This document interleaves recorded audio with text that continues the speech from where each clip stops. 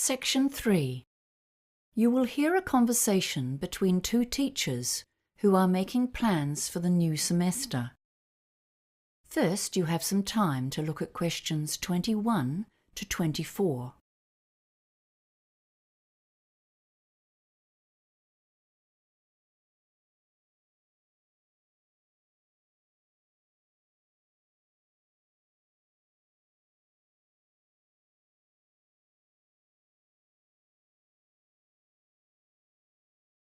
Now listen carefully and answer questions 21 to 24.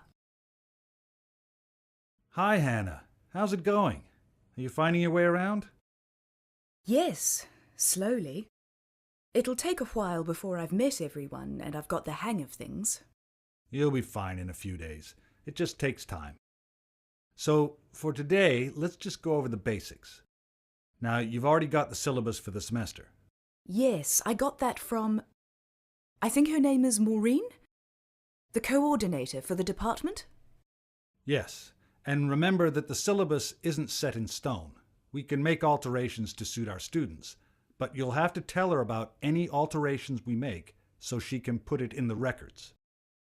For example, if we see that our students need more work with writing, we can add some supplementary material. Okay, fine. So, what about assessment? Do we design our own tests? No, you don't need to worry about that. But we do need to design a written assignment task for them. When the time comes, you can find examples from past years in the secretary's office. Oh, the secretary. That's Paul, isn't it? I met him earlier today. No, Paul is our assistant classroom coordinator, and he can give you a hand with finding the books and supplies. The secretary is a young man named Jason. You may not have met him yet. He has a small office near the door just over there. It's really too small, because it's very crowded with stuff. Can you see all those filing cabinets? Oh, yes. I was wondering about those. That's his office. Those cabinets contain all of our previous papers, test results, student assessments, and things like that. I'll introduce myself when I see him later on. Yes, he's really nice. Okay, so we have your attendance list here. Let's see. Good. It looks like you'll have a really nice group. William usually does the class lists. He's very good at it. I see you have about 10 new students.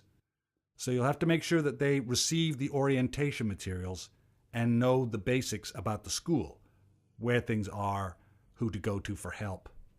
Yes, I was told that I should speak to, Kelly about that. Is that right? That's right. She's in charge of pastoral care, and she'll make sure you have everything you need to pass on to the new students. I think she'll give you a copy of some stuff for yourself, too, like maps of the school and a timetable. Before you hear the rest of the conversation, you have some time to look at questions 25 to 30.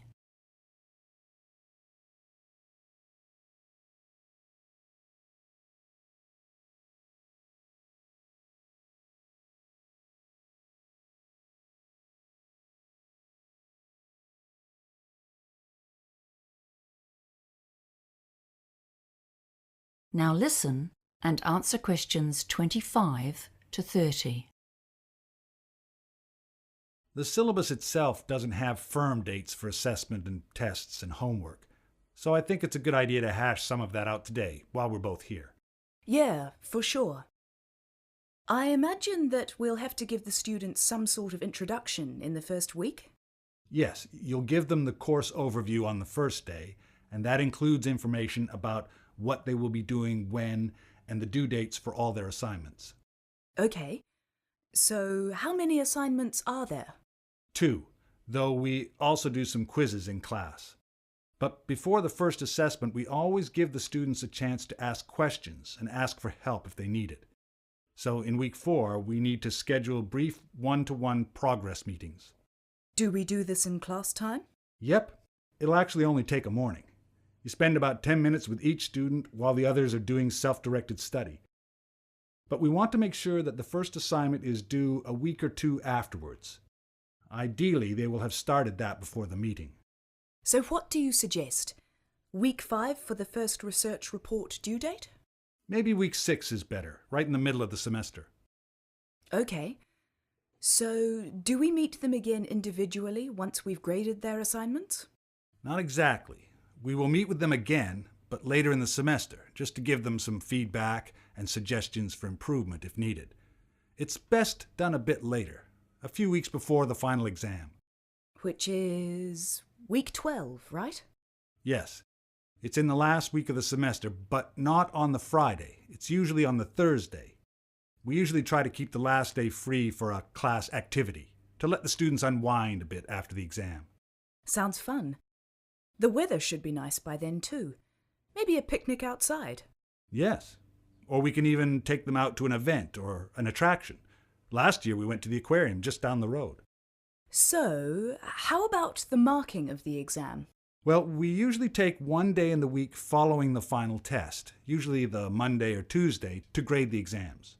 We all come in and grade the papers together in the common room.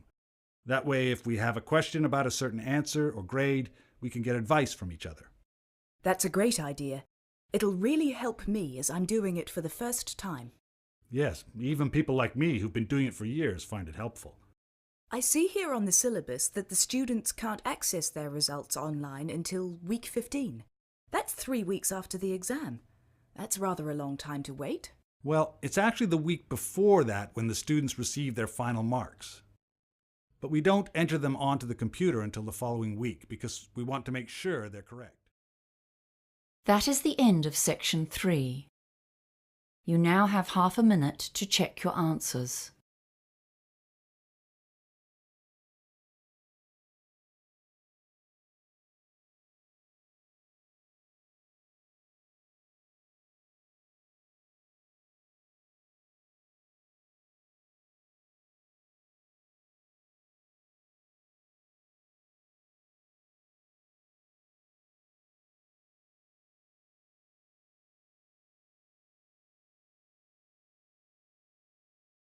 Now turn to section 4.